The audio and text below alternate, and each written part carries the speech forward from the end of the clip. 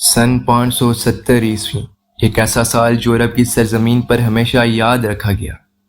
یہی وہ سال تھا جس میں حضرت محمد صلی اللہ علیہ وآلہ وسلم پیدا ہوئے، لیکن نبوت سے پہلے ہی مکہ کو ایک انوکھے خطرے کا سامنا ہوا۔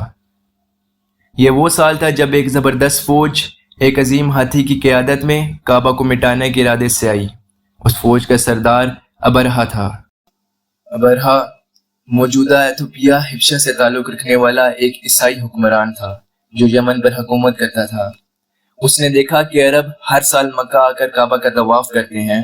یہ بات اس کے غرور کو گوارا نہ ہوئی، کیونکہ اس نے سنا میں ایک شاندار کلیسا تعمیر کروایا تھا جس کا نام الکلیس رکھا، اور چاہتا تھا کہ عرب وہاں آئے، لیکن عربوں نے کعبہ کو کبھی نہ چھوڑا۔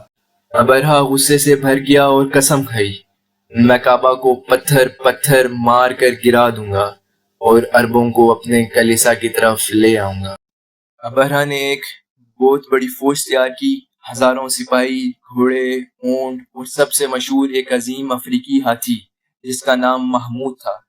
عربوں کے لیے یہ منظر خوفناک تھا کیونکہ انہوں نے پہلے کبھی ایسا جانور نہیں دیکھا تھا۔ جب فوج عرب کے علاقوں سے گزری تو کئی ہستیاں تباہ کیں، اور جو قبیلے مزاحمت کرتے ان کا مال لوٹ لیتے۔ جب وہ مکہ مکرمہ کے قریب پہنچے تو ابرہہ کے سپاہیوں نے عبد المطلب، قریش کے سردار اور حضور صلی اللہ علیہ وآلہ وسلم کے دادا کے 200 اونٹ ضبط کر لیے۔ عبد المطلب ابرہہ سے ملنے گئے۔ ان کی وقار اور جلالت نے ابرہہ کو متاثر کیا۔ ابرہہ نے سوچا کہ وہ کعبہ کے لیے سفارش کریں گے، مگر عبد المطلب نے کہا، میں ان اونٹوں کا مالک، کعبہ کا ایک مالک ہے، وہ خود اس کی حفاظت کرے گا۔ ابرہہ ہنس پڑا، مگر یہ الفاظ اللہ پر کامل ایمان کا اعلان تھے۔ حملے کی صبح ابرہہ نے حکم دیا کہ ہاتھی محمود کعبہ کی طرف بڑھایا جائے، لیکن سب حیران رہ گئے۔ ہاتھی نے چلنے سے انکار کر دیا۔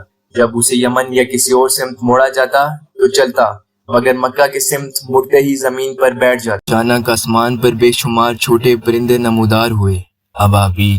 ہر پرندے کے پاس 3 چھوٹے چھوٹے کنکر تھے، ایک چونچ میں اور ایک پنجے میں۔ انہوں نے یہ کنکر فوج پر برسائے، اور ہر کنکر نے جسے چھوا وہ فوراً ہلاک ہو گیا۔ فوج میں خوف و ہراس پھیل گیا، سپاہی ہر طرف بھاگنے لگے۔ ابرہہ بھی زخمی ہوا اور یمن کی طرف بھاگا، مگر وہاں پہنچنے سے پہلے ہی دردناک موت کا شکار ہو گیا۔ کعبہ بالکل محفوظ رہا اللہ کی حفاظت میں۔ یہ واقعہ اتنا اہم تھا کہ عربوں نے اس سال کو عام الفیل یعنی سال فیل کہا۔ اس سال رحمت للعالمین صلی اللہ علیہ وآلہ وسلم کی ولادت بھی ہوئی۔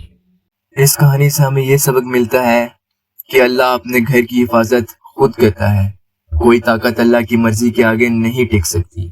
ایمان اور اللہ پر بھروسہ ہر دشمن کو شکست دے سکتا ہے۔